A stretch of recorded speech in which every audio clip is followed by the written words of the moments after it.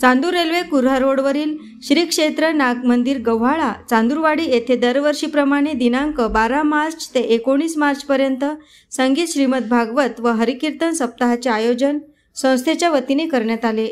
यात भागवत कथावाचक हरिभक्त पारायण हरिओम महाराज निंबोळकर धोत्रा यांचे प्रबोधन हरिपाठ, हरिकीर्तन सेवा व सर्व भक्तिमय सप्त्यामध्ये सर्व भाविक भक्त तल्लीन झाले असून संपूर्ण परिसर भक्तिमय व प्रसन्न झाल्याची अनुभूती या ठिकाणी येत आहे। तसेच रक्तदान शिबिर, दंत तपासणी शिबिर, नेत्र तपासणी शिबिर अशा धार्मिक व सामाजिक कार्यक्रम होणार आहेत।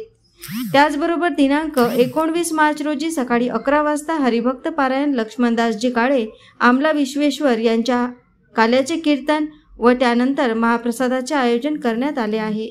तरी सर्व भक्तांनी महाप्रसादाचा लाभ घ्यावा अशी विनंती यात्रा महोत्सवाच्या आयोजक समितीने केली आहे।